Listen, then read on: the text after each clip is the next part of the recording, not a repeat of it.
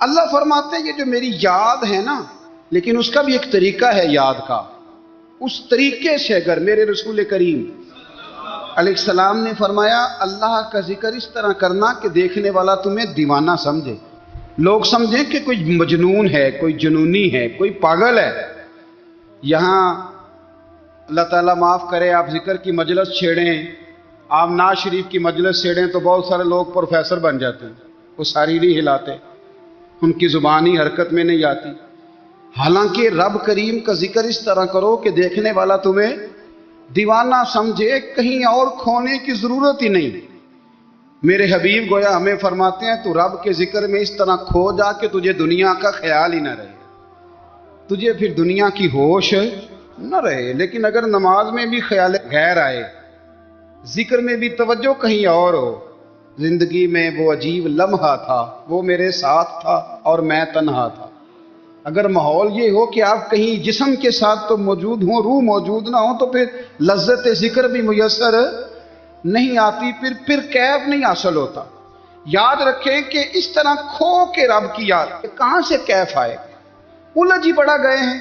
وہ مستی، وہ سرور، وہ کیف جو اللہ کے ذکر میں ہوتا تھا، جو کبھی مرشد کامل کے سامنے بیٹھ کر لوگ اللہ اللہ کرتے تھے تو لگتا یہ تھا کہ یہ یہاں ہیں ہی نہیں، یہ تو کہیں اور چلے گئے ہیں، یہاں موجود ہی نہیں۔ لیکن اب وہ موج نہیں، وہ شوق نہیں، وہ درد نہیں، وہ زیب نہیں۔ اقبال تڑپ کے کہا کرتے تھے خیرت کی گتھیاں سلجھا چکا ہوں، یا رب مجھے صاحب جنوں کر دے، اللہ مہربانی فرما، وہ کیفیت دے، وہ سرور دے۔ زندگی میں اگر اطمینان چاہتے ہو تو کبھی کبھی سب کچھ بھول کے نا تو مست ہو جایا کرو رب کی یاد میں۔ کبھی کبھی چھوڑ دیں دنیا، چھوڑیں یار موبائل، کسی وقت کرے اس کو بند، چھوڑے اس بات کا خیال کہ فلانے نے سلوٹ کیا ہے کہ نہیں کی، چھوڑے۔ حضرت باجزید بستامی رحمت اللہ تعالی علیہ فرماتے ہیں میں نے اعتکاف کبھی اپنی مسجد میں نہیں کیا، یہ کہ سارے ہی ہاتھ چومنے والے، سارے ہی پیار کرنے والے۔ فرماتے میں جب اعتکاف کرتا تھا تو میں بستان سے دور نکل جاتا تھا جہاں کوئی مجھے جاننے والا نہ ہو۔ اٹھ بلیا چلو تھے بسیے جتھے بس دینی سارے ینے، نہ کوئی ساڈی ذات پچھانے تے نہ کوئی سانو مننے، چل ادھر چلے۔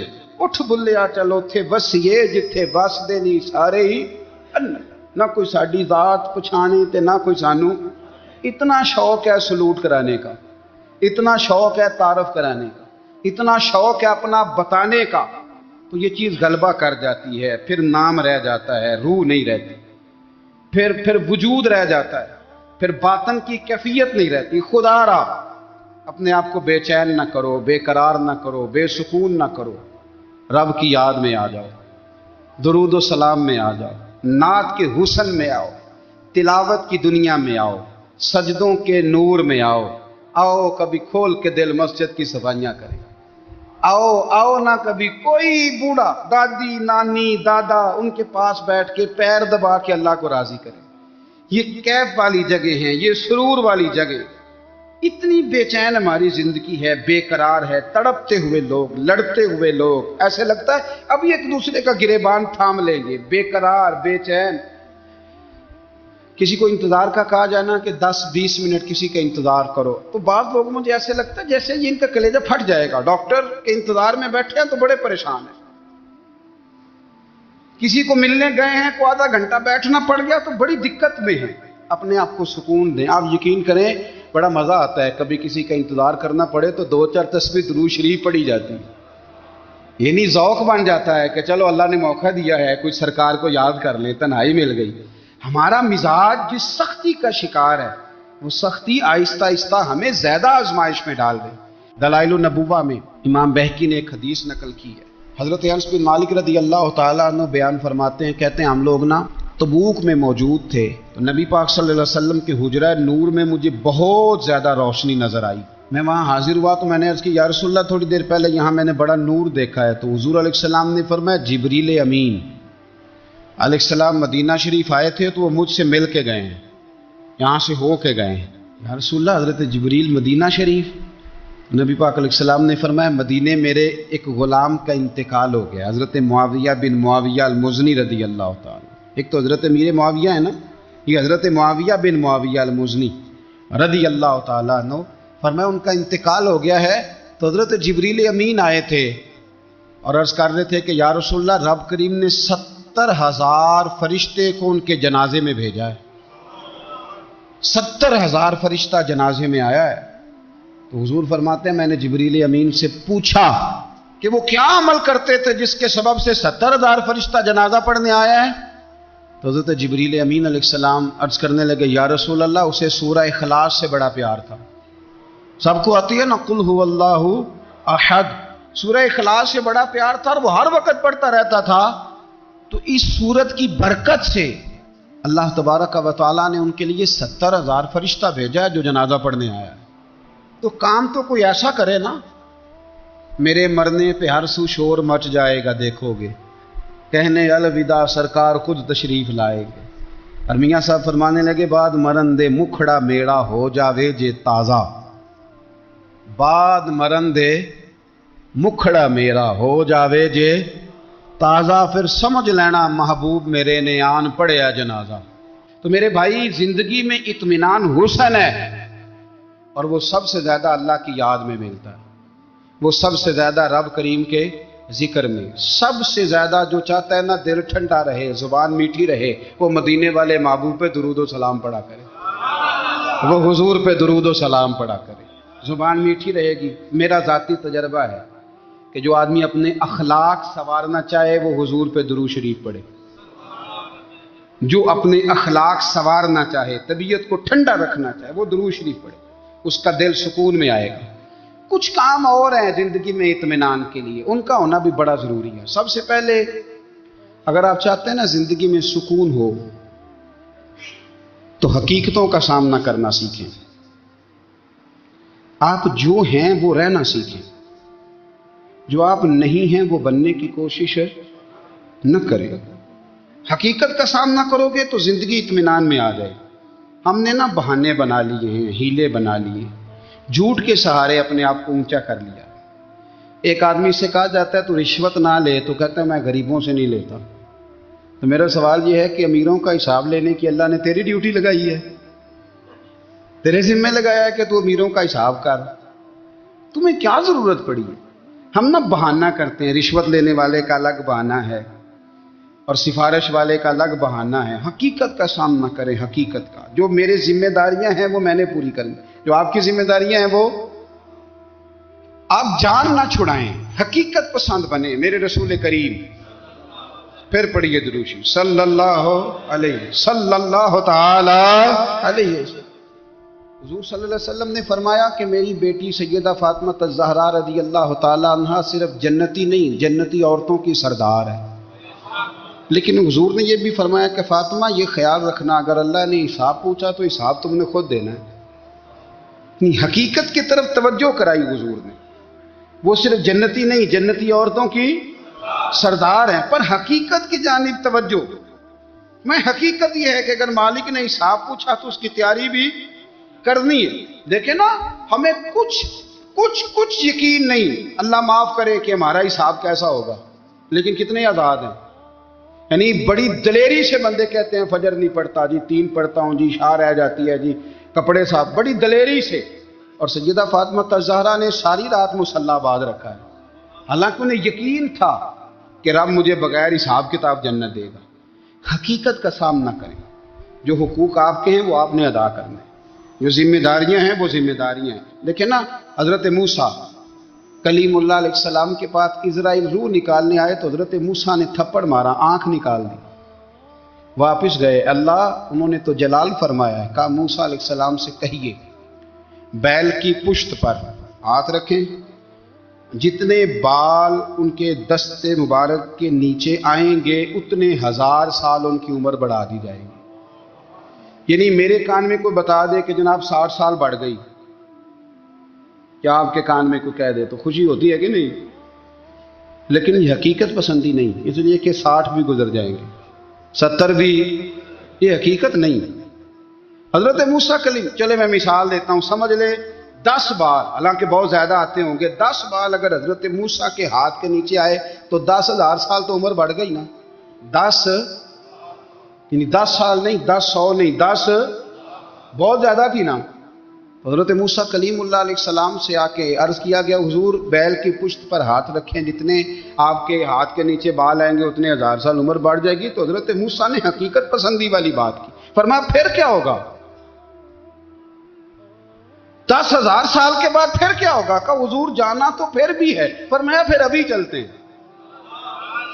اگر جانا ہے نا، جانا ہے تو پھر، اگر جانا ہے تو پھر ابھی. اور سجنوں اگر نماز پڑھنی ہے تو ابھی کیوں نہیں؟ اگر داڑھی رکھنی ہے تو پھر رمضان کا انتظار کیوں کریں؟ ابھی کیوں نہیں؟ اگر سچ بولنا ہے تو پھر، اگر رزق حلال کھانا ہے تو پھر انتظار کاہے کا؟ حقیقت ہوتی ہے، بہانہ ہوتا ہے. حقیقت چھپ نہیں سکتی بناوٹ کے اصولوں سے، کیونکہ خوشبو آ نہیں سکتی کبھی کاغذ کے پھولوں سے. یہ بات یاد رکھیں. اگر جانا ہے تو حضرت کلیم فرمانے لگے پھر 10,000 سال کے بعد بھی جانا ہے تو آج بھی.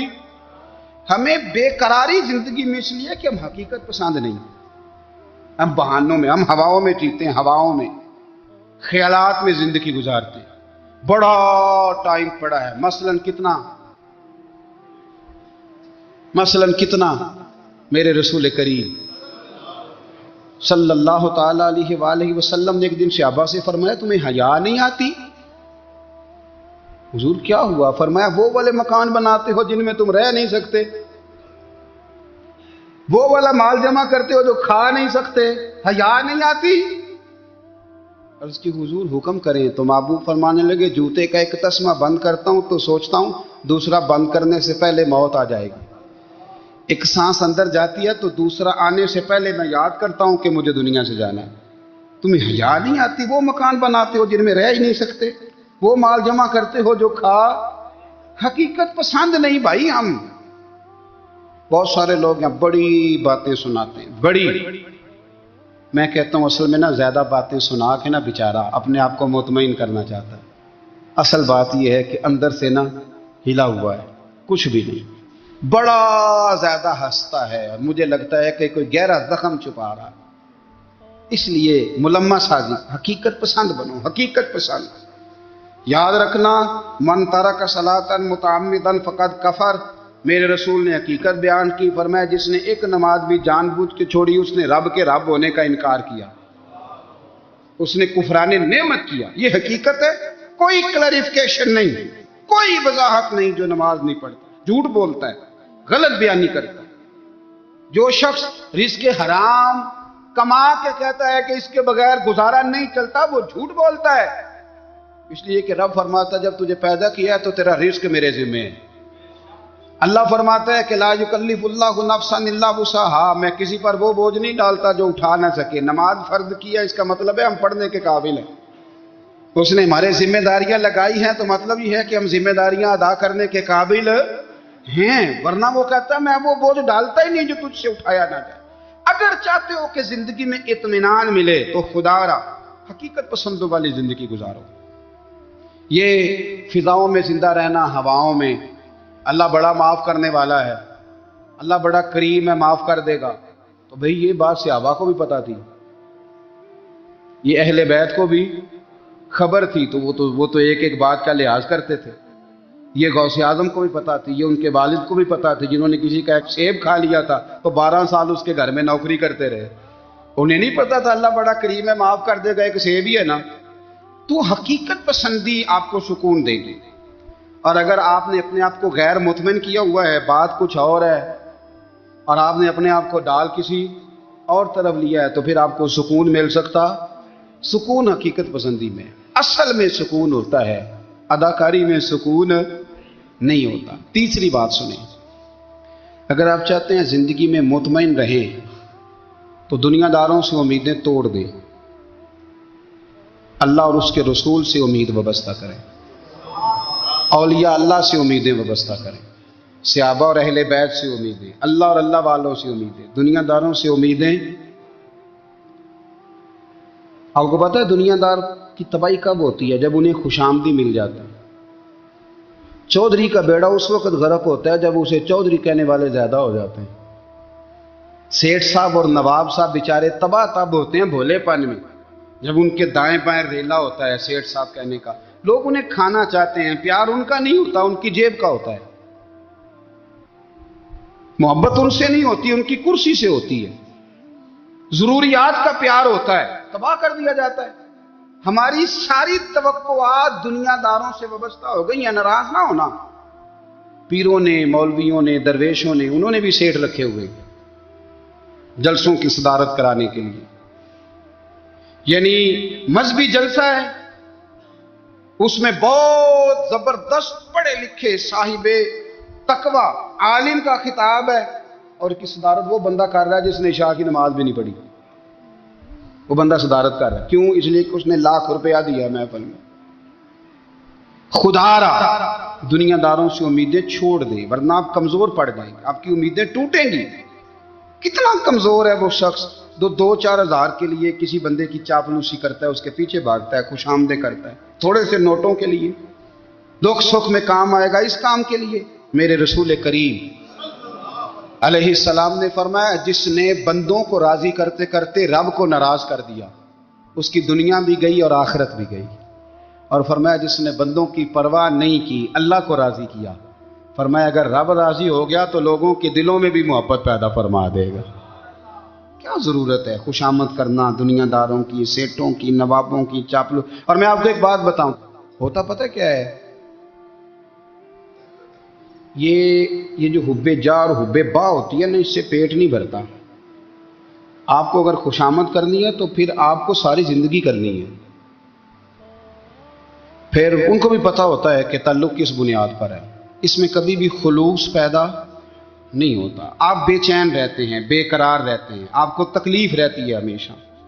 کبھی بھی دنیا داروں سے امیدیں وابستہ نہ کریں۔ ایک بات سنیں بڑی شاندار، امام غزالی نے لکھی ہے۔ امام غزالی فرماتے ہیں کہ ہارون رشید نہ حج کر کے واپس آیا بغداد میں، تو کونے میں حضرت بہلول دانا بیٹھے تھے، رش بہت تھا، مجمع بڑا تھا۔ حضرت بہلول دانا بھی سڑک کے کنارے بیٹھے تھے، تو سپاہی کہنے لگے یہاں سے اٹھ جاؤ، فرمانے لگے ہارون رشید کی زمین نہیں، زمین میرے رب کی ہے، میں کیوں اٹھوں؟ وہ قریب سے گزرا تو سلام لی، آپ نے اس کا پروٹوکول دیکھا تو فرمانے لگے ہارون رشید تجھ سے تگڑے تگڑے موٹے موٹے پروٹوکول میں نے لوگوں کے دیکھے ہیں، اور یہ جو تیرے دائیں بائیں آج تیرے نعرے لگا رہے ہیں، یہ پہلے ان لوگوں کے نعرے لگایا کرتے تھے، اور تھوڑا وقت گزرنے دے، جو تیرے بعد آئے گا نا، یہ سارے پھر ان کے نعرے بھی لگائیں گے۔ تو جھوٹ کی دنیا میں زندہ ہے، ان سے تو نے امیدیں وابستہ کی ہیں، یہ کل اس کے نعرے لگائیں گے۔ اس کے دل پہ بڑا اثر ہوا، گھوڑے سے اتر آیا، آگے کہنے لگا حضور آپ نے مجھے بڑی اچھی نصیحت کی ہے، میرا دل بڑا ٹھنڈا ہوا ہے، میں نے سنا ہے آپ مقروض ہیں، کچھ لوگوں کا قرض، تو مجھے کوئی حکم ہی کر دیں۔ آپ ہنسنے لگے، فرمانے لگے یار تو بڑا ہی بیوقوف ہے، بڑا ہی بیوقوف ہے، تو میں تجھے نصیحت کر رہا ہوں تو مجھے الجھا رہا ہے، حضور کوئی حکم کر دیں۔ کیا خوبصورت انداز ہے رب کریم کے بندوں کا۔ حضرت بہلول دانا فرمانے لگے تیرا رب کون ہے؟ کہا اللہ۔ تو فرمایا میرا کون ہے؟ کہا اللہ۔ فرمانے لگے یہ تو نہیں نہ ہو سکتا کہ اللہ ہارون رشید کو دیتا رہے اور بہلول دانا کو بھول ہی جائے، یہ تو نہیں نہ ہو سکتا کہ ہارون رشید کو دیتا رہے اور بہلول دانا کو بھول جائے۔ فرمایا اس کا دل، اس کا ارادہ ہوا، ارادہ قدرت ہوا کہ بہلول مقروض رہنا چاہیے، تو اگر رب مجھے رکھنا چاہتا ہے، دکھ قبول محمد بخشا، راضی رہن پیارے، اگر وہ چاہتا ہے میں مقروض رہوں تو میں بھی چاہتا ہوں کہ میں مقروض ہی رہوں، یہ تو نہیں نہ ہو سکتا کہ تجھے دے اور مجھے نہ دے۔ فرمایا میری تجھ سے کوئی امید نہیں، مجھے جب بھی دے گا میرا رب بھی دے گا، اور وہ دے گا تو پھر انشاءاللہ خزانے کھول کے دے گا۔ دنیا داروں سے امیدیں وابستہ کرنا، لوگوں کے پیچھے، یہ چھوڑ دیں، آپ بے چین رہیں گے، بے قرار رہیں گے۔ اللہ والوں سے ضرور امیدیں وابستہ کریں، اس لیے کہ ان کے پاس جو کچھ ہوتا ہے وہ دراصل رب کا ہی ہوتا ہے۔ لیکن سیٹھوں سے، نوابوں سے، سیاستدانوں سے باز آ جائیں، ہماری بڑی امیدیں وابستہ ہیں۔ میں اکثر کہتا ہوں جتنے پھیرے نوکری کے لیے دنیا دار کے دروازے پہ لگائے ہیں نا، اس سے کم دفعہ مسجد میں نفل پڑے ہوتے تو رب اتنی بڑی مہربانی فرما دیتا۔